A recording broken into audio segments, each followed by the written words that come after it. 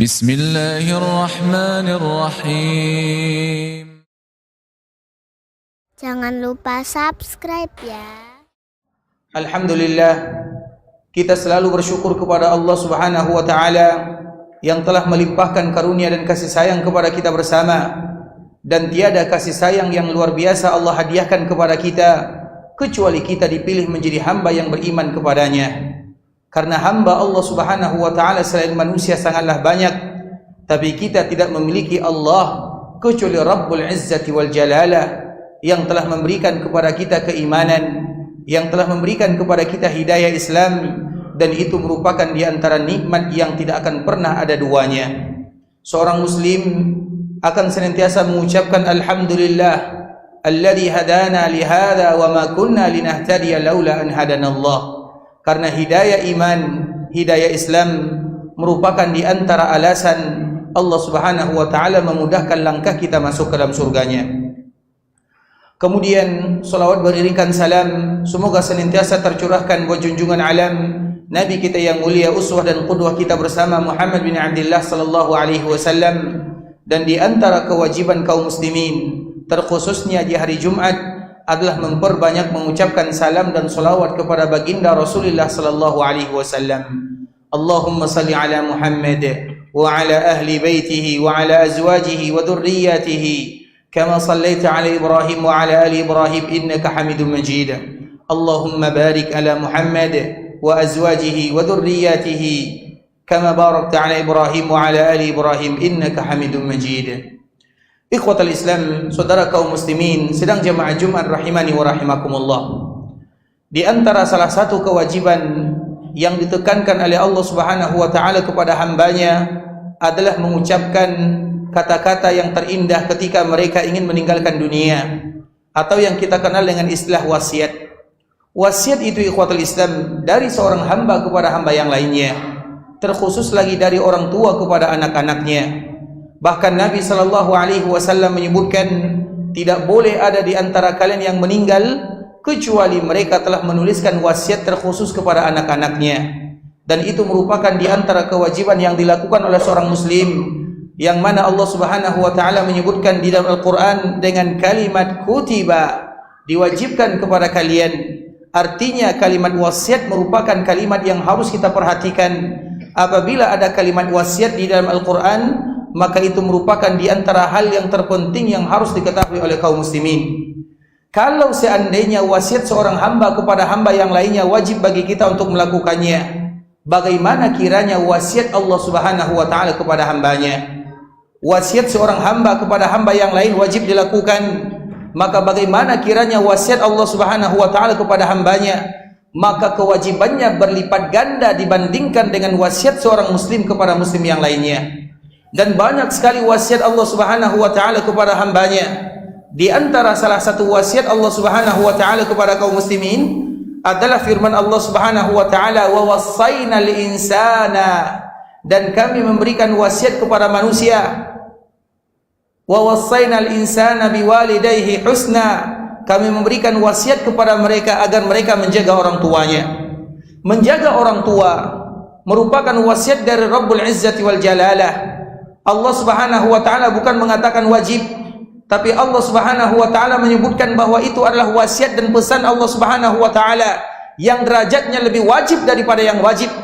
Maka wajib hukumnya bagi setiap kaum muslimin, wajib di atas wajib, agar mereka menjaga orang tuanya, baik dikala mereka masih hidup ataupun setelah orang tuanya dipanggil oleh Allah Subhanahu wa taala. Berbakti, menjaga orang tua tidak akan pernah selesai sampai kita yang dipanggil oleh Allah Subhanahu wa taala. Dan kita melihat bagaimana ayat-ayat Allah Subhanahu wa taala dan juga hadis-hadis Nabi sallallahu alaihi wasallam. Nabi sallallahu alaihi wasallam menyebutkan hadis yang sangat banyak sekali bagaimana kewajiban seorang anak kepada orang tuanya, apa hal-hal yang wajib mereka lakukan, kemudian bagaimana supaya orang tuanya bisa mendapatkan kemuliaan dari anaknya. Itu semua merupakan di antara kewajiban seorang hamba kepada orang tuanya. Jangan membuat orang tuanya bersedih, jangan membuat orang tuanya menangis, jangan membuat orang tuanya mereka melakukan sesuatu yang membuat mereka bersedih gara-gara anaknya. Maka ingat itu ikhwatul Islam, betapa banyak anak-anak yang mereka tidak memperhatikan kewajiban mereka kepada orang tua. Kalau seandainya kita memperhatikan ayat-ayat Allah Subhanahu wa taala dan juga hadis-hadis Nabi sallallahu alaihi wasallam, maka kita bisa mengatakan tidak ada satupun di antara kita yang sudah berbakti sebenar-benar berbakti kepada orang tuanya. Hak orang tua itu sangat luar biasa, karena luar biasanya Allah gandengkan dengan hak dirinya. Allah Subhanahu wa taala menyebutkan wa qada rabbuka alla ta'budu illa iyyah. Allah telah menetapkan undang-undang yang tidak bisa dirubah untuk selama-lamanya, untuk beribadah kepada Allah Subhanahu wa taala. Kemudian ketika Allah Subhanahu wa taala menyebutkan undang-undang yang tidak bisa dirubah, maka ada undang-undang kedua yang tidak akan bisa dirubah. Karena kalau seandainya kita tidak melakukannya, maka perbuatan tersebut akan kembali kepada kita. Siapapun di antara mereka yang tidak melakukan kewajiban sebagai seorang anak, maka dia pun akan diberikan anak oleh Allah Subhanahu wa taala, yang mana nanti mereka juga tidak menunaikan kewajiban mereka kepada orang tuanya. Itu merupakan hukum alam, itu merupakan undang-undang Allah Subhanahu wa taala. Oleh karenanya ikhwatul Islam, betapa banyak kita memperhatikan kaum muslimin ketika mereka menjadi anak yang betul-betul memperhatikan kewajiban orang tuanya. Allah berikan kepada mereka hadiah seorang anak yang juga memperhatikan dirinya dikala dia sudah tua, dan itu merupakan di antara yang kita inginkan. Ternyata ketika kita melakukan kewajiban sebagai seorang anak untuk orang tua, itu adalah tabungan kita agar nanti kita juga mendapatkan anak-anak yang mereka berbakti kepada orang tuanya. Oleh karenanya ikhwatul Islam, Umar bin Khattab radhiyallahu taala anhu pernah menyebutkan sebuah ungkapan yang sangat indah. Burru bi abaikum yaburrukum abnaukum. Hendaklah kalian menjaga orang tua kalian, hendaklah kalian berbakti kepada mereka. Yaburrukum abnaukum, maka Allah pun akan memberikan kepada kalian hadiah keturunan, anak, cucu yang mereka juga akan berbakti kepada kalian. Itu merupakan di antara aturan yang telah disebutkan oleh Allah Subhanahu wa taala. Kemudian ikhwatul Islam, kewajiban orang tua berbakti kepada mereka, membuat mereka bahagia, itu merupakan kewajiban yang bisa mengalahkan segala macam bentuk ibadah. Pernah di zaman Nabi sallallahu alaihi wasallam, ketika Nabi sallallahu alaihi wasallam menyeru orang-orang untuk berjihad di jalan Allah, maka datanglah kaum muslimin mendaftarkan dirinya. Ya Rasulullah, kami ingin berjihad. Yang lain mengatakan, ya Rasulullah, kami ingin berjihad. Dan kita mengetahui jihad adalah zirwatul Islam wa sanami. Itu merupakan puncak daripada agama Islam. Kemudian tiba-tiba ada salah seorang pemuda yang berasal dari Yaman melakukan perjalanan yang sangat jauh ke kota Madinah. Sampai di kota Madinah, Nabi memperhatikan dirinya. Kemudian orang tersebut mengatakan, ya Rasulullah, aku ingin ikut berjihad bersamamu.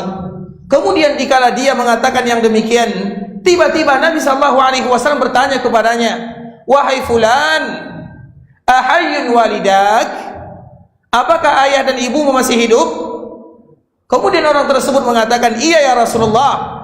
Kemudian Nabi SAW membatalkan dirinya, tidak mengizinkan dirinya berjihad bersama Nabi SAW. Dan Nabi SAW mengatakan, irji' ilaihima fafihima fajahid. Ulang kamu kepada orang tuamu, kemudian berjihadlah bersama mereka. Apa makna daripada hadis Nabi SAW? Fafihima fajahid, hendaklah kamu berjihad. Artinya orang yang berjihad di jalan Allah Subhanahu wa taala, dan konsekuensi berjihad kita tahu, kalau dia tidak meninggal maka dia akan terluka-luka. Itu merupakan di antara konsekuensi berjihad. Tapi ada lagi jihad yang lebih mulia daripada jihad tersebut, yaitu bagaimana kita membuat orang tua kita bahagia, kita membuat mereka tertawa. Bahkan diharamkan seorang muslim kalau seandainya ada di antara mereka yang pernah meneteskan air mata orang tuanya gara-gara perangainya, maka haram baginya untuk mendapatkan surga Allah Subhanahu wa taala sampai mereka membuat kembali orang tuanya berbahagia. Siapapun di antara kita yang pernah menyakiti hati orang tua, ketahuilah ikhwatul Islam, kalau seandainya kita tidak membuat mereka bahagia, maka siap-siaplah suatu saat nanti akan lahir keturunan-keturunan yang mereka pun akan menggores-gores hati kita sebagaimana kita pernah menggores hati orang tua. Kewajiban yang ditentukan oleh Allah Subhanahu wa taala. Karena bagaimanapun ikhwatul Islam, itu merupakan di antara hubungan seorang anak dengan orang tua yang tidak akan pernah terpisahkan, dan kebaikan yang kita lakukan akan kembali kepada kita Dan itulah makna daripada firman Allah Subhanahu wa taala, in ahsantum ahsantum li anfusikum wa in asatum falaha. Kalau kalian melakukan kebaikan, ketahuilah sesungguhnya kalian telah berbuat baik kepada diri kalian sendiri. Semua kebaikan yang kita lakukan bukan untuk orang lain. Kebaikan yang kita lakukan untuk orang tua juga bukan untuk orang tua pada hukum asalnya. Kebaikan yang kita lakukan kepada keluarga, kepada tetangga, kepada saudara, semuanya akan kembali kepada diri kita. Dan itu merupakan kaidah yang Allah sebutkan, in ahsantum ahsantum li anfusikum wa in asatum falaha. Dan kalau seandainya kalian melakukan keburukan, ketahuilah keburukan itu akan kembali kepada kalian, dan keburukan itu untuk kalian juga. Seorang muslim yang diberikan akal sehat oleh Allah Subhanahu wa taala, maka mereka tentunya ingin menabung dengan kebaikan-kebaikan yang sangat banyak. Dan di antara tabungan yang luar biasa adalah membuat orang tua berbahagia. Aqulu qawli hadza wa astaghfirullah li wa lakum innahu huwal ghafurur rahim.